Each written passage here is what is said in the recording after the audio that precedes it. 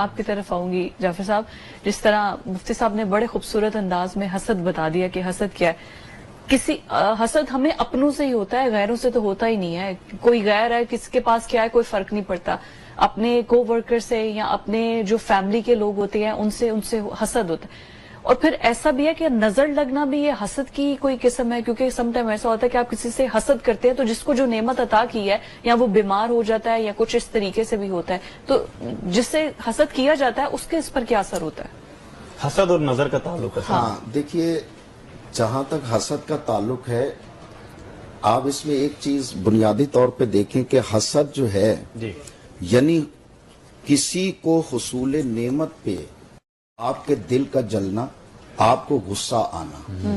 بنیادی طور پہ اگر آپ اس کو دقیق انداز میں دیکھیں تو ایک چیز واضح ہے کہ جو حسد کر رہا ہے وہ اللہ کی تقسیم پر اپنے لیے اعتراض پیدا کر رہا ہے. وہ اللہ کی تقسیم پر اعتراض کر رہے ہیں. کیا وہ اللہ کو عادل نہیں مانتا؟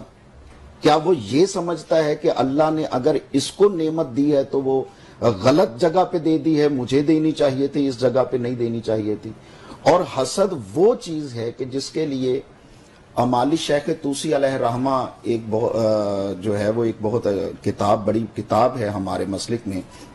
اس میں امام جعفر صادق علیہ السلام کا یہ فرمان ہے. امام فرماتے ہیں کہ رسول پاک سے ہم نے یہ ہمارے اجداد نے یہ حدیث سنی کہ رسول پاک فرماتے ہیں کہ دین کے لیے سب سے بڑی آفت جو ہے وہ 3 چیزیں ہیں. نمبر 1 حسد, غیبت اور تکبر.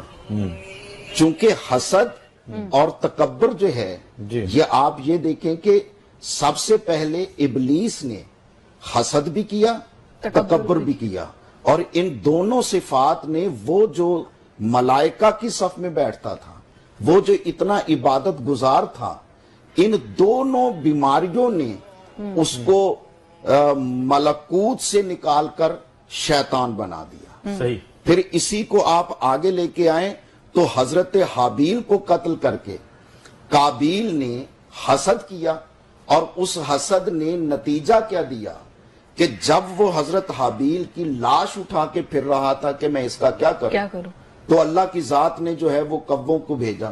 وہ ایک کوے نے دوسرے کوے کو مارا, وہ سارا واقعہ قرآن پاک میں ہے. تو اینڈ پہ اس کو یہ کہنا پڑا کہ میں اتنا گر چکا ہوں, میرا یہ مقام ہے کہ میں اس کوے سے بھی بدتر ہوں. تو اس سے نتیجہ یہ نکلتا ہے کہ حسد نے انسانیت کی منزل پہ بیٹھے ہوئے کو حیوانیت سے بھی بدتر کر دیا.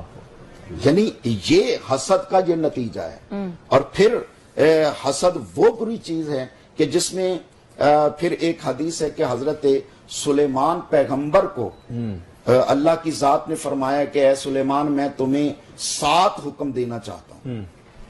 تو جناب سلیمان کو جب 2 حکم سنائے پروردگار نے کہ ایک حسد سے اور ایک غیبت سے, تو جناب سلیمان جیسے پیغمبر جو ہیں وہ سجدے میں گر گئے, اور سجدے میں گر کے عرض کی کہ پروردگار یہ دونوں ہی اتنے بڑے حکم ہیں کہ اگر میں ان سے بچ جاؤں تو میرا دین مکمل ہے. اور پھر آپ یہ دیکھیے کہ امام صادق علیہ السلام کا ایک اور فرمان ہے. وہ فرماتے ہیں کہ 2 جو ہیں وہ لوگ, بادشاہ اور حاسد. وہ فرماتے بادشاہ کا کوئی دوست نہیں ہو سکتا.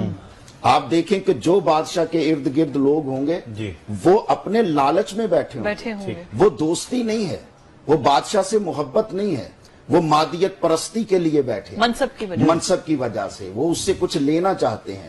اور پھر فرمایا کہ جو حاسد ہے, آپ اس کی پوری زندگی کے آئینے کو آپ دیکھیں گے تو آپ کو اس کی پوری زندگی میں آپ دیکھیں گے جیسے پیغمبر جو ہیں وہ سجدے میں گر گئے, اور سجدے میں گر کے عرض کی کہ پروردگار یہ دونوں ہی اتنے بڑے حکم ہیں کہ اگر میں ان سے بچ جاؤں تو میرا دین مکمل ہے. اور پھر آپ یہ دیکھیے کہ امام صادق علیہ السلام کا ایک اور فرمان ہے.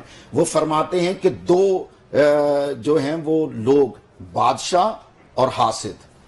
وہ فرماتے بادشاہ کا کوئی دوست نہیں ہو سکتا. آپ دیکھیں کہ جو بادشاہ کے ارد گرد لوگ ہوں گے وہ اپنے لالچ میں بیٹھے ہوں گے. وہ دوستی نہیں ہے, وہ بادشاہ سے محبت نہیں ہے, وہ مادیت پرستی کے لیے بیٹھے ہیں، منصب کی وجہ سے وہ اس سے کچھ لینا چاہتے ہیں۔ اور پھر فرمایا کہ جو حاسد ہے آپ اس کی پوری زندگی کے آئینے کو آپ دیکھیں گے تو آپ کو اس کی پوری زندگی میں آپ دیکھیں گے کہ حاسد کبھی غنی نہیں آپ کو مل سکتا۔ اللہ اکبر۔ وہ اس کی وجہ کیا ہے کہ وہ دوسروں کے پاس آنے والی نعمت سے جلتا ہے، وہ نظر ہی تو اسی پہ وہ رکھتا جو ہے، بالکل۔ اتنا امیر بھی ہو جائے، اس کے اپنی پاس نعمتوں اربوں پر ڈالر بھی ہو جائیں تو اس کے مزاج میں محتاجی ہی محتاجی ہے، مانگنا ہی مانگنا ہے، وہ اپنے مزاج میں وہ غنی والی بات نہیں ہو سکتی، وہ کس کو دینے کے قابل نہیں ہے۔ بالکل، اور وہ جو دل کا ایک مطمئن ہونا ہے وہ نہیں ہوتا، چونکہ نظر دوسروں کی نعمت پر ہے، اپنی نعمتوں پر نہیں۔ جی بالکل۔ اور پھر یہ ہے کہ یہ حسد نے کہاں کہاں تک جناب یوسف کے ساتھ ان کے بھائیوں نے حسد کیا، مقام کا حسد ہے، اور حسد صرف دولت پہ نہیں ہے، مقام پہ حسد ہے، اور یعنی روحانی حسد ہے، بدنی حسد ہے، اسی طرح جو ہے وہ مالی حسد ہے۔ کسی کو اللہ نے روحانی مقام دیا، علم دیا، تو کوئی علم سے حسد کر رہا ہے۔ اب حاسد کو یہ پتہ نہیں ہے کہ میرے حسد کرنے سے اس کی نعمت چھن نہیں جائے گی اور مجھے مل نہیں جائے گی۔ بالکل۔ اور اسی طرح جو وہ حسن ہے، یا اگر کسی کو خاندانی اعتبار سے اللہ کی ذات نے جو ہے وہ کسی ایسے خاندان میں پیدا کیا ہے جیسے کہ انبیاء، جیسے کہ سادات، جیسے کہ مطلب بنی ہاشم کو اللہ کی ذات نے تمام جو خاندانوں میں ایک حق فضیلت دی، استفا دیا، اور اللہ کی ذات نے جو ہے وہ بنی ہاشم میں سے جو ہے وہ رسول پاک کو چنا۔ تو مقصد یہ ہے کہ یہ تو اس کا فیصلہ ہے، اور یہ اختیار بھی صرف اسے ہے۔ ان اللہ اصطفیٰ آدم و نوحًا و آل ابراہیم و آل عمران علی العالمین۔ استفا کرنا اس کا حق ہے۔ اب اگر وہ استفا کر اللہ نے کیا ہے تو اس پہ آپ حسد کرتے ہیں، ام یحسدون الناس علی ما آتاہم اللہ من فضلہ۔